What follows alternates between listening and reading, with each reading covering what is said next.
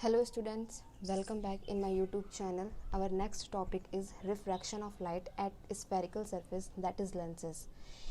इस टॉपिक में हमें लेंसेज से स्टार्ट करना है, ठीक है। लेंस का जो बेसिक टॉपिक होता है वहाँ से स्टार्ट करना है।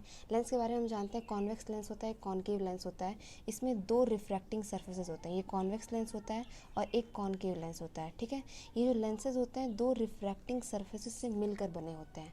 तो पहले तो हम सिर्फ एक रिफ्रैक्टिंग सरफेस के ऊपर रिफ्रैक्शन को पढ़ेंगे, देन उसके बाद दो रिफ्रैक्टिंग सरफेस के कॉम्बिनेशन के ऊपर हम रिफ्रैक्शन प्रोसेस को पढ़ेंगे। क्लियर। तो पहले चलिए देखते हैं कि स्फेरिकल रिफ्रैक्टिंग सरफेसेस होते क्या हैं। A spherical refracting surfaces is the part of a sphere separating two transparent media. जो स्फेरिकल रिफ्रैक्टिंग सरफेस होता है वो स्फीयर का ऐसा पार्ट होता है जो दो मीडिया को सेपरेट करता है। जैसे मान लीजिए ये एक मीडियम है, इसका सिर्फ एक सरफेस हम लेते हैं, तो इधर ग्लास है, ये ग्लास हो गया, इधर एयर हो गया। यानी कि ये जो स्फेरिकल रिफ्रैक्टिंग सरफेस होता है ये एक स्फीयर का वो पार्ट होता है जो दो मीडियम को क्या कर रहा है, सेपरेट कर रहा है। समझ में आया। देखिए दो तरह के स्फेरिकल सरफेसेस होते हैं। पहला होता है कॉन्वेक्स स्फेरिकल रिफ्रैक्टिंग सरफेस और दूसरा होता है concave spherical refracting surface. Convex और एक concave. Convex spherical refracting surface क्या होता है, इसका जो सरफेस होता है वो रेयर मीडियम की तरफ कॉन्वेक्सली बाहर की तरफ निकला होता है, इसका कॉन्वेक्स पार्ट बाहर की तरफ निकला होता है, ठीक है। कॉनकेव में क्या होता है, ये रेयर मीडियम से कॉनकेव शेप में होता है, मतलब कि इसका जो सरफेस होता है वो अंदर की तरफ होता है। क्लियर, ठीक है। ये डेंसर मीडियम है, ये रेयर मीडियम है। इसमें ये डेंसर मीडियम है, ये रेयर। डेंसर मीडियम का मतलब ये क्या है, ये आपका जो ये वाला पोर्शन है ये पूरा ग्लास है, ठीक है। और ये आपका रेयर मीडियम है, कोई भी मीडियम से होता है एयर ही मान के चलता है, ठीक है। और ये क्या है, आपका पूरा डेंसर मीडियम है और इधर क्या है, पूरा आपका एयर है, ठीक। दो तरह के आपके स्फेरिकल रिफ्रैक्टिंग सरफेस हो गए। इसके बाद कुछ डेफिनेशंस हैं, कुछ टर्म्स हैं जो स्फेरिकल रिफ्रैक्टिंग सरफेसेस में यूज़ किए जाते हैं, जैसे पोल हुआ, सेंटर ऑफ कर्वेचर हुआ, रेडियस ऑफ कर्वेचर हुआ, प्रिंसिपल एक्सिस हुआ, एपर्चर हुआ। लिखने को तो ये सारे डेफिनेशन यहाँ पे मैंने लिखी हुई हैं, पर इसको मैं एक्सप्लेन डायरेक्टली आपको इस फिगर के अकॉर्डिंग करूँगी। फिगर देख लेते हैं, ये आपका फिगर है। देखिए पोल क्या होता है, ये जो स्फेरिकल पार्ट है ना, ये वाला जो स्फेरिकल पार्ट है इसका जो मिड पॉइंट होता है, सेंट्रल पार्ट जो होता है इस वाले सरफेस का, उसको हम कहते हैं पोल। वैसे यहाँ पे ये जो स्फेरिकल पार्ट है इसका जो मिड पॉइंट होता है इसको हम कहते हैं पोल, ठीक है। इसके बाद है सेंटर ऑफ कर्वेचर।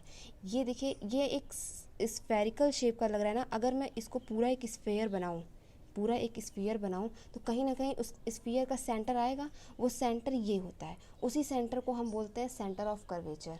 क्लियर। वैसे ही इसमें भी अगर देखा जाए तो ये एक स्फीयर का पार्ट लग रहा है, अगर इसको पूरा एक स्फीयर कंप्लीट किया जाए तो उस स्फीयर का जो सेंटर होगा वो ये होगा, तो ये हो जाएगा centre of curvature for this concave spherical refracting surface. Clear. इसके बाद है रेडियस ऑफ कर्वेचर। हम जानते हैं कि सेंटर से लेके उस स्फेरिकल पार्ट के किसी भी पॉइंट तक की जो दूरी होती है उसको हम कहते हैं रेडियस ऑफ कर्वेचर। यानी इस केस में जो पीसी की लेंथ है उसे हम क्या कहेंगे, रेडियस ऑफ कर्वेचर। वैसे यहाँ पे पी से सी की जो लेंथ है इसे हम क्या कहेंगे, रेडियस ऑफ कर्वेचर, ठीक है। अब देखिए इसके बाद है प्रिंसिपल एक्सिस। प्रिंसिपल एक्सिस क्या होती है, एक ऐसी स्ट्रेट लाइन होती है जो पोल और सेंटर ऑफ कर्वेचर को कट करती है, ठीक है। देखिए एक स्ट्रेट लाइन, यहाँ पे जो ये लाइन आप देख रहे हैं ना, ये पोल और सेंटर ऑफ कर्वेचर को क्या कर रही है, पास कर रही है। इसी लाइन को हम बोलते हैं प्रिंसिपल एक्सिस। वैसे ही इसमें भी पोल और सेंटर ऑफ कर्वेचर से पास होने वाली इस स्ट्रेट लाइन को हम क्या बोलते हैं, प्रिंसिपल एक्सिस। एपर्चर क्या होता है, जो ये आपका रिफ्रैक्टिंग सरफेस है ना ये काफ़ी छोटा होता है। ये जो जैसे मान लीजिए हमने बहुत छोटा सा रिफ्रैक्टिंग सरफेस लिया, तो यहाँ से लेके यहाँ तक की जो ये वाली दूरी है ना इसको हम कहते हैं एपर्चर, ठीक है। तो ये जो एस डैश है इसे हम क्या कहते हैं, एपर्चर बोलते हैं। एस से एस डैश की ये जो दूरी है इसे हम बोलते हैं एपर्चर, ठीक है। अब देखिए coordinate geometry sign convention for measuring distance and length. देखिए coordinate geometry and sign convention for measuring distance and length क्या है। देखिए अगर हम एक कॉन्वेक्स स्फेरिकल रिफ्रैक्टिंग सरफेस बनाएं, जैसे मान लीजिए हमने ये बनाया, ठीक है, ये बनाया हमने स्फेरिकल रिफ्रैक्टिंग सरफेस। इसका जो ये पोल है ना, ये पोल को हम क्या कंसिडर करेंगे, ओरिजिन कंसिडर करके चलेंगे, ठीक है। अब इससे इधर हम कोई भी डिस्टेंस लेंगे तो वो हमारी पॉजिटिव एक्स एक्सिस है, और इससे इधर के हम कोई भी डिस्टेंस लेंगे तो हमारी निगेटिव एक्स एक्सिस है, और इससे ऊपर के हम कोई डिस्टेंस लेंगे तो वो पॉजिटिव वाई एक्सिस है, और इसके नीचे के कोई हम डिस्टेंस लेंगे तो ये निगेटिव वाई एक्सिस है। क्लियर। तो ये आपका किस शेप में है, ये आपका कॉन्वेक्स शेप में है, ठीक है।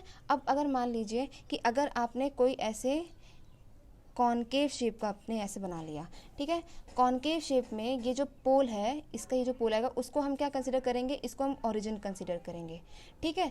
और इस ओरिजिन से अगर हम इधर की कोई डिस्टेंस लेंगे तो उसको नेगेटिव एक्स एक्सिस कंसिडर करेंगे, और इधर की कोई डिस्टेंस लेंगे तो उसे पॉजिटिव एक्स एक्सिस कंसिडर करेंगे। ऊपर की जो डिस्टेंस लेंगे उसे पॉजिटिव वाई एक्सिस, नीचे की जो लेंगे नेगेटिव वाई एक्सिस। कहने का मतलब ये है कि सपोज करिए इस केस में, किसी भी केस में जो रिफ्रैक्टिंग स्फेरिकल सरफेसेस हैं उसका जो पोल है उसी को आप ओरिजिन मान के चलोगे, ठीक है। उस ओरिजिन से लेफ्ट जाओगे तो नेगेटिव वैल्यू लेना, राइट जाओगे तो पॉजिटिव लेना, ऊपर जाओगे तो पॉजिटिव लेना, नीचे जाओगे तो नेगेटिव लेना। वैसे इस केस में भी अगर इधर नेगेटिव, अगर इसके लेफ्ट साइड जाओगे तो नेगेटिव वैल्यू लेना, इसके राइट जाओगे तो पॉजिटिव वैल्यू लेना, इसके अपर साइड में जाओगे तो पॉजिटिव वैल्यू लेना, इसके लोअर साइड में आओगे तो नेगेटिव वैल्यू लेना। सपोज करो ऑब्जेक्ट हमने यहाँ पे खड़ा किया है, ठीक है। तो अब देखो इस पोल से ये ऑब्जेक्ट कहाँ पे है, निगेटिव एक्स एक्सिस की तरफ है, तो इस ऑब्जेक्ट की जो डिस्टेंस होगी यू, वो माइनस में होगी।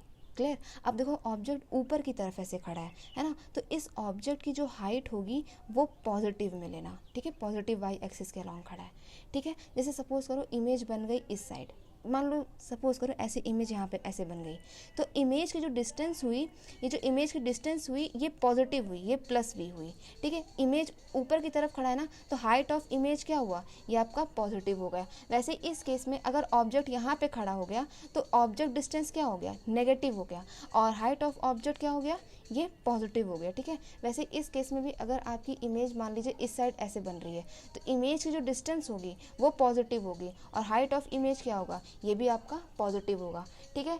अब नेक्स्ट वीडियो में हम refraction at a convex spherical surface का डेरिवेशन देखेंगे। ये था आपका इस टॉपिक में एक इंट्रोडक्शन कि स्फेरिकल रिफ्रैक्टिंग सरफेसेस क्या होते हैं, और हम कोऑर्डिनेट ज्योमेट्री या फिर साइन कन्वेंशन कैसे यूज़ करते हैं। क्लियर। Thank you.